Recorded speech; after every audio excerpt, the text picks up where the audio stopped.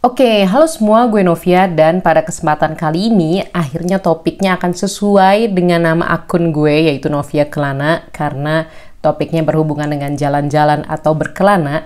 Gue akan sharing beberapa tips buat teman-teman yang misalkan mau ke tanah Eropa, terutama Eropa Barat ya, kayak misalkan Prancis, terus Jerman, Belanda, Belgia, dan lain sebagainya. Dan mungkin juga tips ini juga bisa berlaku ketika kita jalan-jalan ke negeri-negeri lain di luar Eropa, seperti misalkan Australia atau Selandia Baru dan lain sebagainya. Cuma karena gue punya pengalamannya ke negara-negara Eropa, jadi gue sharing sesuai pengalaman gue aja ya. Nah, yang pertama, dan ini akan selalu gue ingat. Jadi, ketika itu gue ke Jerman. Pertama kalinya banget gue keluar negeri sendiri, terus langsung ke Eropa, dan langsung Jerman, literally sendiri. Nah, ketika gue masuk Jerman, gue tuh ditanya banget, kayak mau ngapain, mau ada kegiatan apa, dan diminta langsung dokumentasinya. Nah, jadi, kalau menurut gue ya, perlu banget untuk selalu print, baik tiket pulang pergi, terus juga dokumen penginapan, dan dokumen lainnya yang bisa mendukung perjalanan kamu. Maksudnya mendukung tuh, kayak misalkan nih, ketika itu gue nonton Eurovision di Italia, ya udah gue print tiket Eurovisionnya. Jaga-jaga aja. Kalau misalkan ditanya, kenapa lo kesini? Ya kita bisa jawab, nih gue mau nonton Eurovision, ada tiketnya. Emang tentu nggak semua negara akan nanya, karena ketika gue ke Italia tuh literally cuma dicek doang, visa sama paspor gue, terus langsung di stempel. Tapi untuk banyak negara, apalagi negara yang terkenal strict, seperti Jerman, ya harus selalu berjaga-jaga guys. Harus selalu print dokumen-dokumen tersebut. Kita kesana tuh nggak murah cuy, jauh dari Indonesia ke Eropa. Ya gue bersyukur sih pas itu emang kayak partially dibayar karena ada beasiswa. Cuma kalau kita jalan-jalan sendiri, rugi bandar cuy kalau misalkan kita harus pulang karena perkara dokumen nggak lengkap, kayak kita bingung ngejelasinnya gimana. Ya kan, jadi selalu siapkan dokumen hard copy, oke? Kecuali mungkin teman-teman udah merasa yakin, udah merasa sering kesana, terus aman-aman aja pakai HP, it's fine. Cuma kalau buat teman-teman yang pertama kali, terus deg-degan, ya udah print aja lah. Oke? Dan gue pun juga kalau kesana lagi, gue akan print sih. Karena gue nggak mau rugi cuy. Diusir perkara nggak bisa ngebuktiin dokumen, aduh, rugi. Terus, kedua, ini juga nggak kalah pentingnya. Tapi menurut gue, selalu penting untuk bisa bahasa Inggris. Nggak mesti yang bagus banget, nggak mesti yang sophisticated banget, nggak. Yang penting bisa ngomong, bisa ngejawab pertanyaan dengan tenang. Syukur-syukur bisa bahasa Perancis kalau misalkan kita mau ke Perancis, atau bahasa Jerman kalau bisa ke Jerman. Lebih enak lagi. Tapi ya, setidaknya bahasa Inggris lah. Jadi kalau misalkan teman-teman ditanya, nggak panik, nggak bingung jawabnya apa, dan ketenangan juga sih, karena nggak sedikit juga kan yang bisa bahasa Inggris, tapi kalau misalkan diajak ngomong sama orang lain, apalagi sama misalkan pihak imigrasi, kita tuh jadi nggak tenang cuy, kayak aduh gue jawab apa ya cuy. Tapi ya udah, itu intinya sih, harus berusaha untuk belajar bahasa Inggris atau bahasa negara yang kita tuju. Nggak usah yang ribet. Maksudnya nggak usah yang bener-bener tinggi, level tinggi, nggak. Yang penting bisa ngobrol. Yang penting yang kita omongin bisa dipahami mereka dan kita bisa memahami mereka. Dan selain di imigrasi, kalau kita bisa bahasa pengantar negara yang kita tuju seperti misalkan Prancis atau Jerman, tapi secara sederhana aja, itu udah cukup membantu juga. Walaupun emang kayak Jerman ya, Jerman kan adalah bangsa yang dimana penduduknya tuh cukup fasih berbahasa Inggris, jadi mungkin kita bisa lebih tenang berbahasa Inggris. Cuman kayak Prancis, kita nggak ada salahnya kok cuma bisa sedikit bahasa kayak bonjour untuk hai, atau kayak merci untuk terima kasih, nggak ada salahnya kok.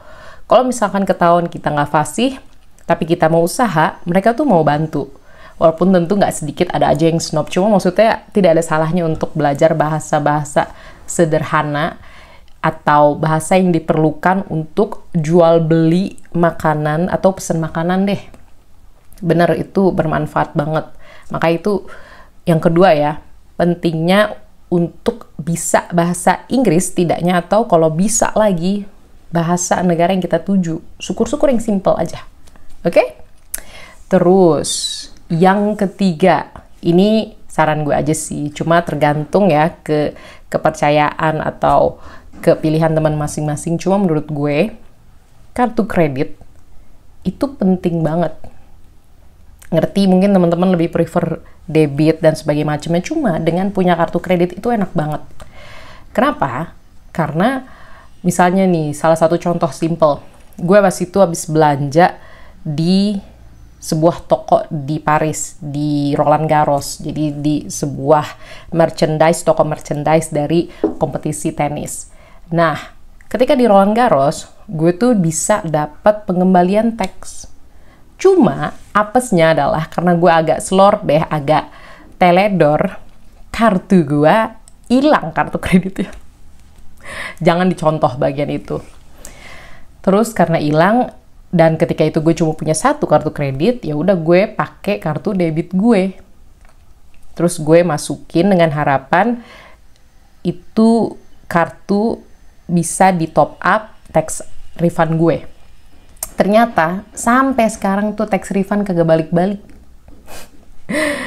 Dan emang biasa gitu sih, agak sulit untuk mengembalikan deposit atau tax refund ke kartu debit kita. Makanya gue menyarankan untuk bawa kartu kredit, karena kalau misalkan ada tax refund kayak gitu, itu duitnya beneran bisa balik. Jadi saldo di kartu kredit kita lumayan kan. Karena kayak gue pas itu ke Australia pun, setelah dari Australian Open, gue penggemar tenis, jadi beberapa trip gue ada kaitannya sama tenis. Gue juga dapat hak untuk tax refund, untuk pengembalian pajak. Dan gue menggunakan kartu kredit, masukin, terus habis itu keluarin. Gak lama kemudian, gue cek kan mutasinya, masuk. Alhamdulillah lumayan. Makanya tuh lumayan banget cuy, kartu kredit. Udah gitu, kadang tuh ya, beberapa transaksi kita tuh suka gagal, ya kan? Entah mungkin kartunya belum siap untuk transaksi internasional, atau mungkin kayak dikira fraud, atau mungkin mesinnya error lah, dan sebagainya macamnya.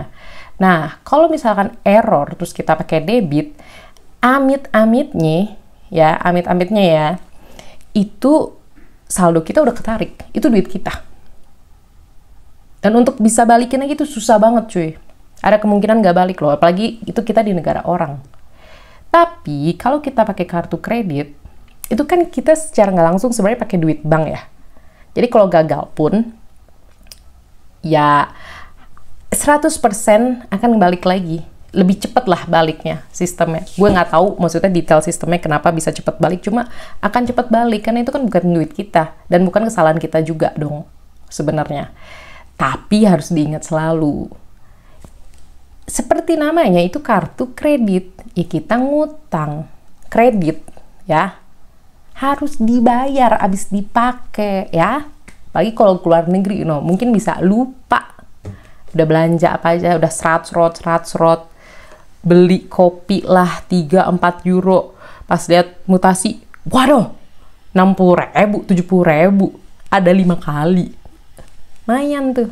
Belum lagi kalau misalkan teman-teman belanja ngeliat tas atau apalah lucu, tiba-tiba serat, 20 euro pas dimutasi, waduh hampir 400.000. Maksudnya gak apa-apa kalau emang bayar, tapi ya selalu berhati-hati dan sebisa mungkin bayar full. Oke? Itu yang ketiga. Terus yang keempat, ini menurut gue juga cukup penting ya. Temen-temen, kalau emang nggak cocok sama makanan Eropa, emang selalu bisa buat cari makanan Asia ya. Karena gue pribadi tuh kalau udah lewat 2 minggu, biasanya gue udah nggak cocok tuh makanan-makanan bule, makanan-makanan Eropa, kagak. Gue akan selalu mencari ramen atau pho atau makanan Asia lain kayak nasi atau Chinese food. Tapi teman-teman juga selalu bisa untuk bawa sambal apa kek, bawa keripik dan sebagainya macamnya. Oke, tapi harus hati-hati juga.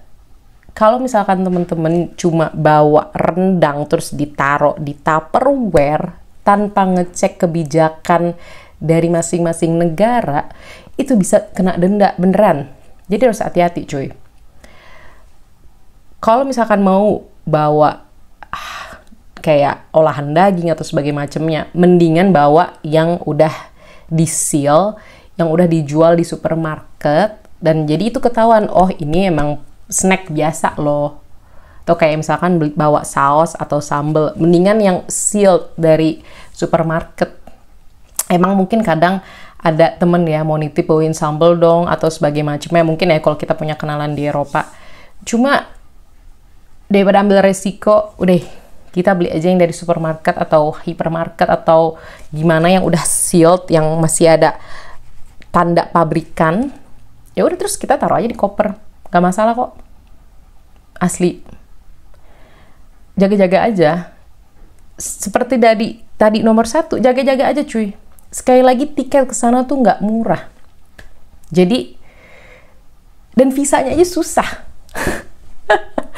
Jadi harus selalu berjaga-jaga dan siap-siap. Kalau nggak ya duit kita bye-bye. Oke? Dan selanjutnya, tentunya selain duit cash, nggak ada salahnya kita selalu siap kartu debit dan kartu kredit juga yang tadi udah dibilang.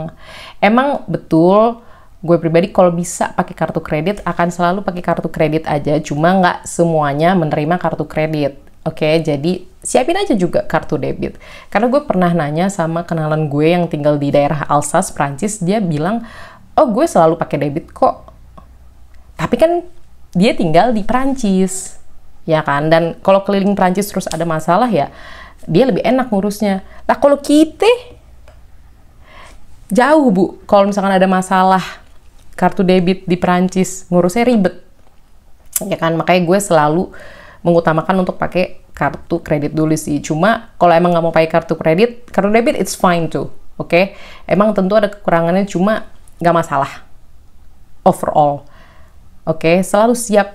Pokoknya selain duit tunai deh, karena kadang juga mereka udah bener-bener lebih ke contactless gitu.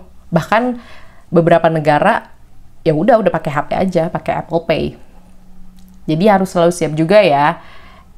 Emang uang tunai itu kelihatannya enak ya, karena kita pegang duitnya, jadi bisa ngontrol pembelian juga. Kayak, oh duit gue udah habis, udah cukup nggak belanja. Kalau kartu debit atau kredit kan bisa tidak terkontrol, apalagi kalau kredit ya, itu salah satu kekurangannya. Cuma, kalau kita pakai debit, ya lebih enak buat dua-duanya sih, buat mereka enak, karena nggak harus siapin kembalian, kita pun juga nggak rempong buat nyimpen duitnya. Takut kelecek lah, takut hilang lah, dan sebagainya macamnya. Ya kan, karena kalau amit-amitnya nih, kalau misalkan kartu debit atau kartu kredit kita hilang, kita kan bisa selalu blokir langsung, ya kan? Jadi lebih aman, gitu sih. Terus, selanjutnya, ini terakhir mungkin ya, udah 15 menit, hampir 15 menit, selalu waspada. Eropa Barat tuh, kita sering dengar banyak cerita copet pada turis dan sebagainya macamnya, selalu waspada, selalu berusaha untuk tidak, kalau ini buat gue pribadi ya, selalu berusaha untuk tidak pakai pakaian yang begitu mentereng, yang cukup menarik perhatian copet-copet, karena beneran di sana sindikat nggak sedikit cuy. Walaupun alhamdulillah gue pribadi sih nggak pernah mengalami kisah-kisah malang seperti itu ya, karena mungkin gue juga berpakaian ya simple aja gitu kan, nggak mentereng. Tapi ya nggak sedikit mungkin dari kita kalau ke Eropa pengen terlihat begitu grande, ya nggak salah juga, karena kan sekali lagi kesana udah mahal cuy, ya kan, hasil tabungan kita entah berapa tahun atau berapa bulan, jadi mungkin kita ingin memberikan pakaian yang terbaik atau mungkin foto terbaik, ya kan, sambil di sana mungkin ke Menara Eiffel terus foto-foto atau mungkin ke Colosseum. Tapi cuy, hati-hati banget, beneran sumpah, ahli banget mereka. Gue pernah denger cerita ada temennya temen di Roma lagi foto-foto, cek cek cek cek cek cek, kameranya tiba-tiba diambil nggak nyampe 5 detik. Jadi bener deh, hati-hati. Emang kalau Korea atau Jepang atau bahkan ya Korea atau Jepang sih terutama, kayak rate kriminalitasnya tuh cukup rendah, betul. Tapi kan itu Korea Jepang cuy, beda nih ya, Eropa, apalagi terutama Eropa Barat, hati-hati banget. Oke, hati-hati, waspada. Kalau gue pribadi, gue berdoa untuk selalu diberikan keamanan, tapi di sisi satu gue juga berusaha untuk memberikan keamanan ke gue sendiri. And I think that's it. Lumayan banyak juga. Semoga bermanfaat buat teman-teman. Kalau misalkan ada pertanyaan serupa yang mungkin tidak dijelaskan atau tidak terjawab, boleh banget langsung tanya di kolom komentar. Mungkin gue bisa bantu jawab. Dan terima kasih yang udah nonton sampai titik ini, dan sampai jumpa. Dadah!